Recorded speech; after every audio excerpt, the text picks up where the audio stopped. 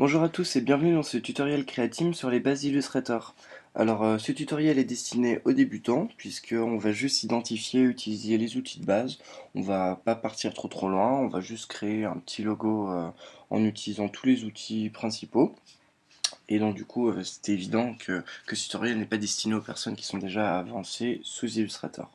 Alors déjà on va commencer par faire... donc là j'ai ma page de travail toute neuve, je viens tout juste à l'instant d'en créer une. Donc vous pouvez voir que dans le centre, j'ai ma zone de travail. À droite, une barre d'outils. À gauche, la barre d'outils principale. Et en haut, la barre de menu avec les différentes catégories de menus, etc.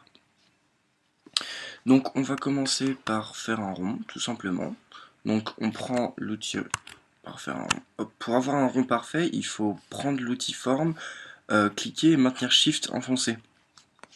Ça permet d'avoir des ronds parfaits, des carrés, des étoiles parfaites, etc.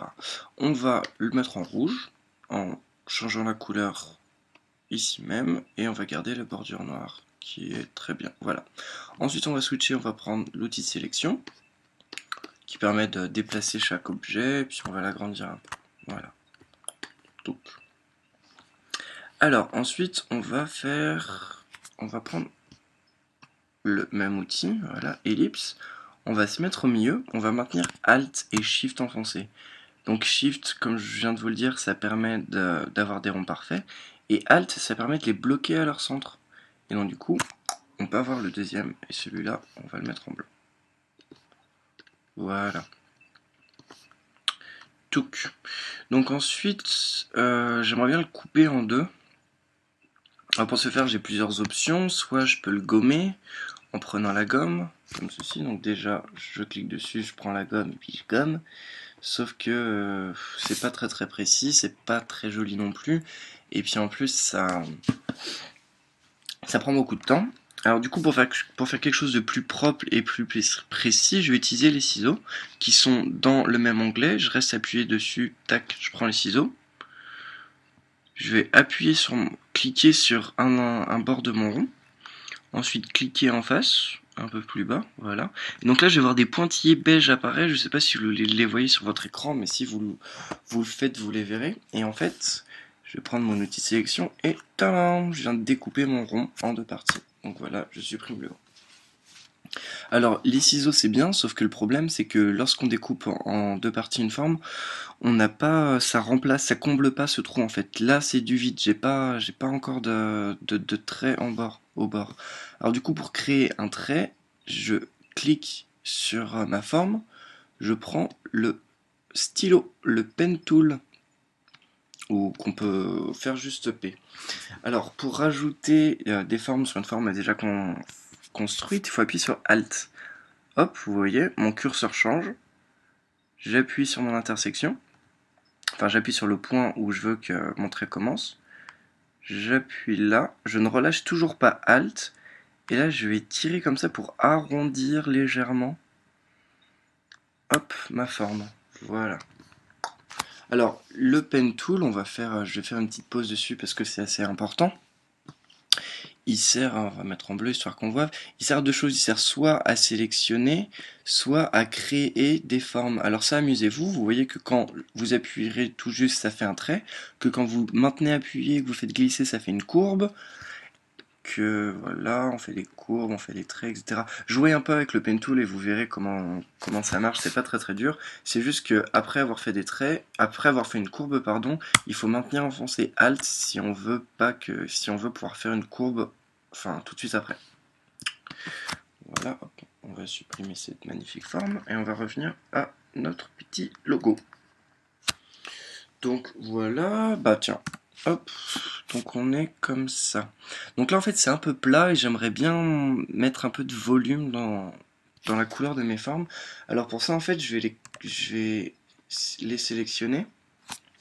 Et là je vais utiliser un deuxième outil pas mal important qui est le Gradient Tool. Voilà, celui-là. Qu'on retrouve aussi ici en fait. D'ailleurs la zone de travail est ici. Et du coup vu que c'est blanc en bas, je vais faire glisser légèrement comme ça. Un petit peu plus, histoire d'avoir pas mal de noir quand même. Tac, on peut aussi modifier directement sur la forme en utilisant cette barre là qui apparaît.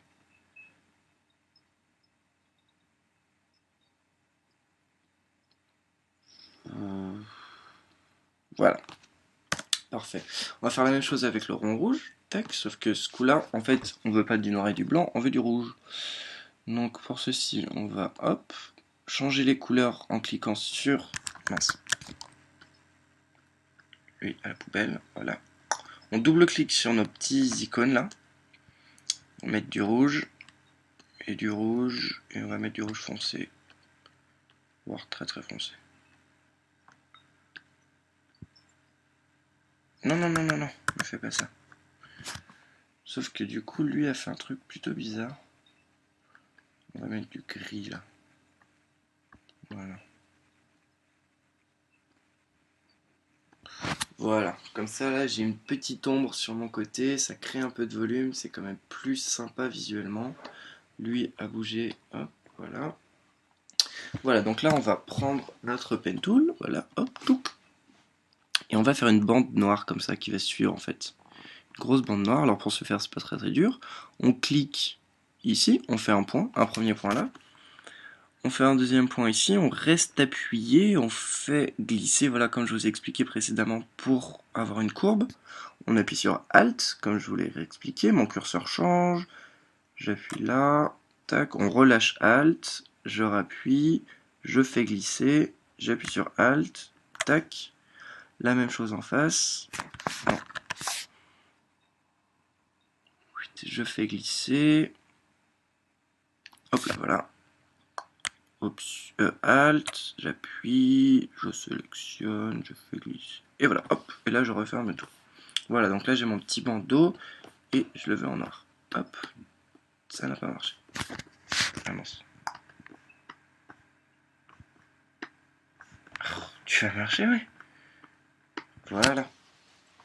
Donc j'ai mon bandeau noir, sauf que ça me va pas, c'est pas assez arrondi. Alors, c'est là que rentre en jeu le deuxième outil de sélection, celui-là. L'outil de sélection direct. Alors l'outil de sélection direct par rapport à l'outil de sélection, quelle est la différence? Donc là j'ai l'outil de sélection, j'appuie sur ma forme, je peux modifier sa place, ou l'agrandir, la rétrécir, ou la faire tourner, comme ceci. Là vous voyez mes petites flèches. Attends, je vais vous montrer. Voilà, hop. Alors que l'outil de sélection direct, en fait ça va me permettre de modifier la forme directement de ma forme. En jouant avec les points en fait. Donc je vais vous montrer. Donc là par exemple, donc j'ai mon outil de sélection directe. J'appuie, mince, j'appuie sur mon point et là du coup j'ai mes traits de courbe qui apparaissent. Et donc du coup je peux remodifier ma forme. Hop, voilà, mon trait de courbe est là. Tac. Et voilà. Et là ça me va beaucoup mieux. Donc en fait, voilà, c'est ça les deux grosses différences entre les outils de sélection. L'outil de sélection normal, c'est vraiment pour faire bouger les formes. L'outil de sélection directe, c'est pour les modifier en tant que tel. Ensuite, on va prendre une petite ellipse. Voilà, on va reprendre l'outil forme, qui est L et non U sous Photoshop. Voilà. On va faire un rond noir qu'on va mettre là, puis qu'on va aplatir un peu. Donc cette fois je relâche Shift, je l'aplatis juste, et on va le mettre là. Voilà, on va faire un truc comme ça, c'est pas mal. Ça commence à ressembler à quelque chose de très connu, mais je ne sais pas quoi. Donc là on va prendre notre rond noir, on va faire CTRL-C, CTRL-V. Voilà, parce que Illustrator copie. On peut copier-coller dedans. On va prendre le deuxième, on va le mettre en blanc. Hop, voilà. Quand vous double-cliquez en fait sur un élément, on a cette espèce de blanc opaque qui vient se mettre dessus et qui isole notre élément. Et en fait, c'est le système d'isolement des objets. C'est pour quand on a plein d'objets, on double-clique sur un en spécifique et on peut modifier juste lui, ça évite de modifier plein d'objets à la fois. Et pour revenir en mode normal, vous faites juste échappe. On va pas mettre de contour. Tac, on va l'aligner avec son copain, mais on va le mettre en plus petit. Donc pour le faire rétrécir tout en restant centré, c'est Shift et Alt, hein, je vous l'ai dit avant. Voilà, même chose avec lui. Tac, Alt et Shift. On diminue. Et voilà, on a notre magnifique Pokéball qui vient d'être à présent à moitié fini. On va diminuer un peu ça. Et voilà, on vient de faire une Pokéball sous Photoshop. Sous Illustrator, pardon.